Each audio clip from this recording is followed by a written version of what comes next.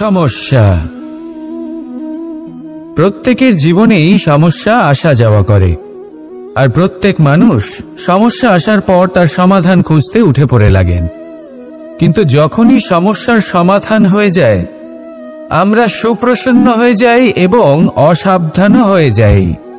আমাদের মনে হয় যে আমরা সম্পূর্ণরূপে সমস্যার অন্ত করেছি, কিন্তু কোথাও না কোথাও একটা ছোট্ট বীজ রয়েই যায়, আর সেই বীজ আমাদের অসাবধানতার ছত্রছায়ায় বড় হতে থাকে, আর তারপর মহা সংকট হয়ে আবার আমাদের উপর আক্রমণ করে। এই সংকট যে কোনো রূপে আসতে পারে, কোনো শত্রুর রূপেও আসতে পারে, বা কোনো মহামারীর রূপেও আসতে পারে। সেই জন্য সবসময় সাবধান থাকাই উচিত, কারণ অসাবধান হলে কি হয়, আমাদের সুরক্ষা চক্রে একটা ছেদ উৎপন্ন হয়, আর আমাদের শেষ করতে পারে এমন এক বাণ সেই ছেদ বিন্দু হয়ে আমাদের হৃদয়ে প্রবেশ করতে পারে। তাই যে কোনো সমস্যার সমাধান করুন, জয়ী হন, উৎসবও পালন করুন, কিন্তু সাবধানে থাকবেন। আসুন আর আমার সাথে ভালোবেসে বলুন, রাধা রাধা। কর্ম, ধর্ম আর কর্তব্য, এই তিনটি একে অপরের সাথে জড়িত, আর অনেক সময় এই তিনটি পালন করতে করতে আমাদের সেই ব্যক্তির সামনে গিয়ে দাঁড়াতে হয়, তার বিরুদ্ধেই যেতে হয়, যাকে আমরা সব থেকে বেশি ভালোবাসি। কিন্তু সেইখানেই যুদ্ধ, কোনো ব্যক্তিগত যুদ্ধ থাকে না। এ হলো কর্ম, ধর্ম আর কর্তব্যের যুদ্ধ। এটা সরল নয়, অত্যন্ত কঠিন হয় তার সম্মুখীন হওয়া যাকে আমরা সব থেকে বেশি সম্মান করি। কিন্তু আমাদের তো আমাদের ধর্মের পথে চলতেই হবে, কারণ আমরা কর্মবদ্ধ, কর্তব্যবদ্ধ, আর এটাই করা উচিত। শুধু এটুকু মনে রাখবেন, যদি আপনার উদ্দেশ্য শুভ হয়, আপনার ভাবনা শুভ হয়, আপনি যদি কর্ম, ধর্ম আর কর্তব্যের পথে অগ্রসর হন, তাহলে এই প্রক্রিয়াতে যদি আপনাকে আপনার আরাধ্যেরও সামনে দাঁড়াতে হয়, তাহলেও আপনার কোনো ক্ষতি হবে না। তাহলে আসুন আর আমার সাথে ভালোবেসে বলুন, রাধা রাধা। মানুষের কোন বিষয়ে অহংকার থাকে? সময়, ক্ষমতা, শরীর আর সম্পত্তি। আর এই চারটেই সর্বদা সঙ্গে থাকে না। কি বিচিত্র ব্যাপার! আপনি নিজেই দেখুন, সময় আজ ভালো হলেও কাল অবশ্যই খারাপ হতে পারে। ক্ষমতা আজ আপনার থাকলেও কাল তা নাও থাকতে পারে। এই শরীরটা তো নশ্বরই বটে। যত আপনি বার্ধক্যের দিকে অগ্রসর হবেন, দুর্বল হতে থাকবেন, সৌন্দর্য ক্ষীণ হতে থাকবে। আর সম্পত্তি আজ আপনার, কাল অন্য কারোর হয়ে যাবে। আর এই সমস্ত নশ্বর জিনিসে মন কেন্দ্রীভূত করতে করতে ব্যক্তি ভুলে যান সেই বিষয়গুলি যা সর্বদা আপনার সাথে থাকবে, আপনার ঢাল হবে, আপনার সম্বল হয়ে থাকবে। আর তা হল আপনার স্বভাব, বুদ্ধি, সৎসঙ্গ আর খাঁটি সম্পর্ক। নিজের স্বভাব শীতল রাখুন, কর্মে বুদ্ধির পরিচয় দিন, সর্বদা ভালো মানুষের সাথে সময় কাটান, আর খাঁটি সম্পর্ক সর্বদা পালন করুন। জীবনে সর্বদা সুখী হবেন। রাধা রাধা।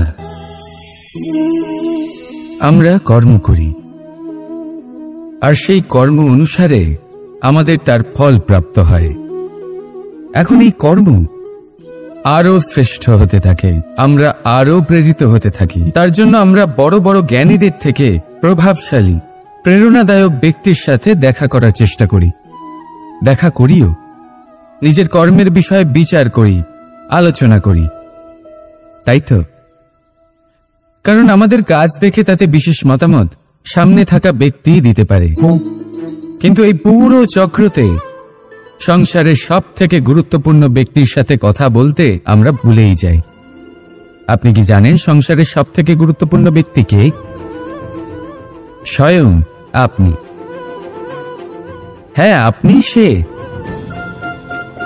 আপনি জীবিত আছেন, তাই এই সংসার জীবিত আছে। আপনি হলেন আপনার সমস্ত কর্মের কেন্দ্র। তাই এবার থেকে প্রতিদিন একটু সময় নিজের জন্য বের করে নিজের সাথে কথা বলুন। নিজেকে বুঝুন, নিজের কর্মকে বুঝুন। কিছু প্রশ্ন আসবে, কিছুর উত্তর পাবেন। আরো কিছু প্রশ্ন আসবে যার উত্তর আপনি অবশ্যই পাবেন, কিন্তু এটা করবেন অবশ্যই, নয়তো আপনি এই সংসারের সব থেকে গুরুত্বপূর্ণ ব্যক্তির সাথে দেখা করার সুযোগই হারিয়ে ফেলবেন। এবার বলুন, আপনি কি এরকম চাইবেন? রাধা রাধা, প্রেম, ঘৃণা, এই দুই হলো একই শব্দ। কিভাবে? দেখুন না, দুটোতেই আড়াই অক্ষর রয়েছে। দুটোই হলো সেই অনুভূতি যা আমাদের মনের সাথে জড়িত, আর এই দুই অনুভূতির সাথেই জড়িত মানুষ আমাদের জন্য গুরুত্বপূর্ণ। পার্থক্য শুধু এটাই যে প্রেম পায় সম্মান আর ঘৃণাকে করা হয় অবজ্ঞা। এরকম কেন? কারণ প্রেম হলো সেই অনুভূতি যেখানে মানুষ সব কিছু দিয়ে দিতে চায়, সব কিছু লুটিয়ে দিতে চায়। সেখানে ঘৃণা হলো এমন অনুভূতি যেখানে মানুষ সব কিছু কেড়ে নিতে চায়, সব কিছু জিতে নিতে চায়। তাও প্রেমের অনুভূতি কখনো আপনাকে হারতে দেয় না, আর ঘৃণার অনুভূতি কখনো আপনাকে জিততে দেয় না। এবার কি করবেন আপনি? একটাই জীবন। ঘৃণার সাথে বাঁচবেন নাকি প্রেমের সাথে? আমি তো প্রেমকেই চয়ন করব। রাধা রাধা। পাওয়া এবং হারিয়ে ফেলা, এই দুই হলো জীবনের অভিন্ন অঙ্গ। আমরা যেমন কিছু পেয়ে থাকি, তেমন কিছু হারিয়েও থাকি। কিছু স্বপ্ন সার্থক হয়, আবার কিছু লক্ষ্য অপূর্ণই থেকে যায়। জীবনে এটা হয়েই থাকে, প্রত্যেকের জীবনেই এটা হয়ে থাকে। কিন্তু কারোর সাথে দেখা হলে আমরা কি ধরনের কথা বলি? আমরা সেই কথাই বলি যা আমরা হারিয়েছি।